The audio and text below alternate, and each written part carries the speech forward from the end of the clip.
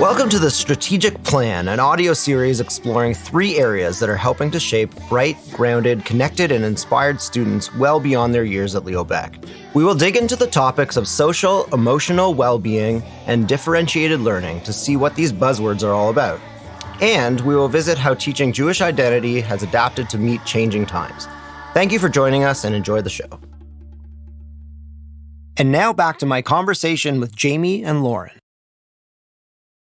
So it kind of goes into the next question, like that would all have fallen under the category of like reactive, you're reacting to a situation. How much of your work in SEL is proactive versus reactive? So I'd say a lot of ours, we try to do both proactive. Yeah, it does sound like there's a lot of proactive going on. Like just having lessons in place in the first place is like incredibly proactive, putting the ideas into the kids that, this is a learned behavior. That's incredibly proactive. But in terms of like the balance, what do you think it is? For sure. We take a proactive approach in the sense of like we said, we go into the classrooms with different lessons. We provide the students with education. That's what our SEL lessons are about. They're education because we're not necessarily targeting things directly in that moment, but we're giving them the education to support and navigate these issues before they become bigger challenges. One of the things, we do this in our advisory program. So that's for our middle school. And we've adapted the Character Strong program where advisors implement thoughtful lessons from their curriculum with a goal of increasing the sense of belonging. It helps students' well-being and deepen that student engagement in their academics and their school and in the community. More about just like the advisors while we're on that is they tailor the lessons based on their class dynamic. So yes, we go in with an idea, but of course, if something's happening within the grade or within the class, they do alter those lessons to try and help that. We obviously, as the social workers, myself and Lauren, do go into the classroom and we do lessons on kindness, managing emotions, stress management. But of course, we recognize that being proactive is great, but there is also times where we'll have to be reactive and some stuff comes up. So in those moments, we provide more targeted and structured interventions. So to that specific need. So if there's a specific topic in a grade, such as, let's say, let's go with the younger grades, excluding people at recess. We'll go in specifically with a lesson in mind and help them work through that challenge. And then that helps them build the skill for future for them to use on their own the next time. So we do know that we have to be proactive and reactive, and we want to highlight the importance of normalizing tough situations. They happen, and we're there, and we have so much support in the school, and we just want to help to overcome these. What would an example be of a middle school thing? The recess one was a good one, but what about for middle school? Do you have one off the top of your head there? Maybe it would be more of like a personal squabble at that age, right? There's a lot of social stuff, I'd say, in middle school. It's the jump from grade 5 to 6 and the peer relationships and, the kids finding themselves as they go into middle school and they really understand who their friends are and not who their friends aren't, but really where their group and where they fit in.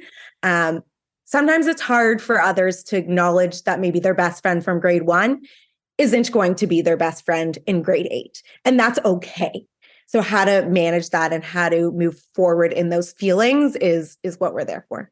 Yeah, a big term we're trying to work on with our middle school is resilience and, acceptance of, Jayme said it perfectly, normalizing that things happen and the acceptance of that. And it's okay that you feel kind of crappy about something, but how are we going to move forward? That makes sense. When I went to Leo Baeck, my friend group changed. I even remember to this day, it sits with you when you're in it. And then obviously 20 years removed, you're like, that's an interesting challenge that I had to overcome. Yeah, for sure. Okay, so let's talk about parents, because it's like a big part of this whole thing is, you're not with the kids all the time. The parents have a huge influence on how their kids deal with social and emotional learning. When they come into the school, they have this support system at home, and how is that helping them or hurting them? So, maybe we can take this time to tell parents what they should not do at home, which is it maybe a touchy subject for some parents to hear, and that's But I think it's important. I think it's important. So now, when we don't have to talk directly to parents, we can talk through this webisode kind of a thing. It might be an easier way to do it. So let's do that. What can they not, or what should they not do? What actions do they constantly do that may be hindering development? For sure. Yeah, I definitely want to acknowledge that it can be hard to stop doing these things, but I do believe it's important that we work on reducing them in order to help our kids. So firstly, parents should work on stopping to overprotect their children. It's natural for parents to want to keep their children safe, but overprotecting them can prevent them from developing the resilience and independence they need to thrive.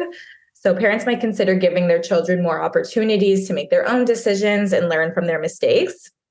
So something we see often is that we have parents rescuing their children. So, for example, answering texts from their middle school kids during the day, rather than trusting that their child is safe in school and allowing the appropriate supports to step in. We'd also like parents to stop criticizing their children excessively. So criticism can be helpful only when it's specific and constructive. But when it becomes excessive or generalized, it can damage a child's self-esteem and motivation. So parents might consider focusing on their children's strengths and accomplishments and provide feedback in a way that's more respectful and supportive.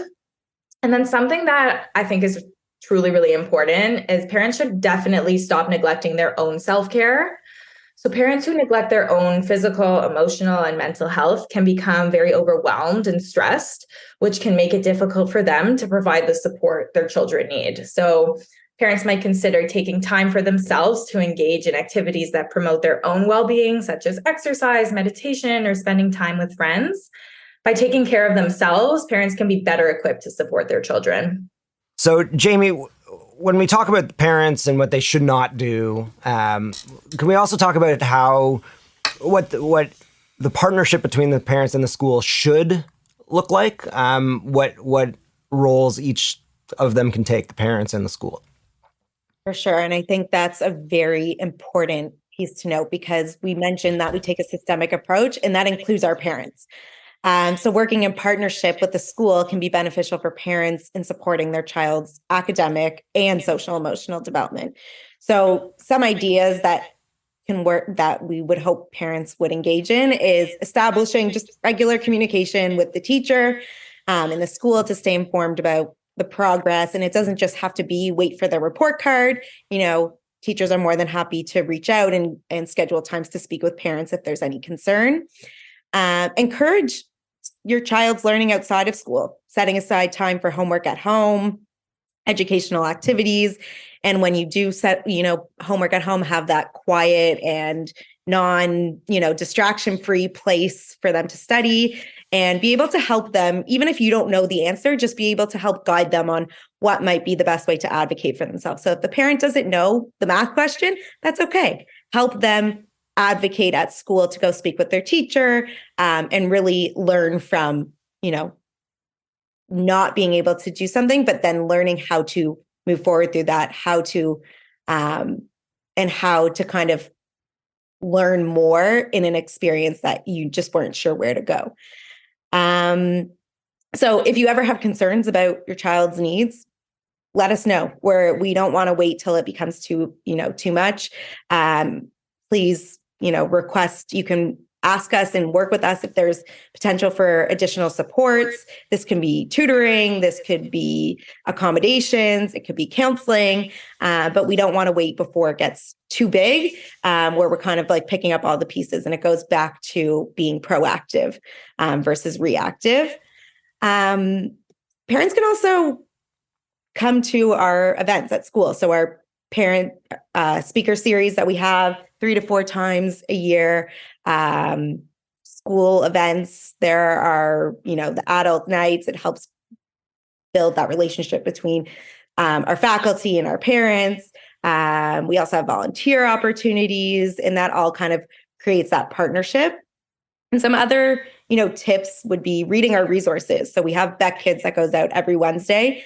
That's very helpful. We also sometimes put in resources from our perspectives, from the social workers. So Mental Health Awareness Week is coming up. We're going to be putting some stuff into Beck Kids for that. Be honest about challenges at home. It's important for us to see the whole picture. It does help us understand a child much better than just knowing what happens in our building.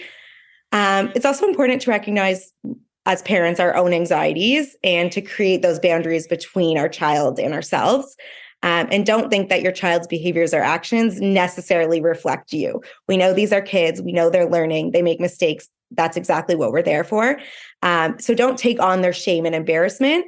We had one of our speakers, Dr. Alex Russell, and this has stuck with me since he said it, but allow them to fail and allow them to learn. So that is how you learn. You learn and you grow from experience, which may involve, let's use the word failing just for that example, but really that's how we pick ourselves up. Yep.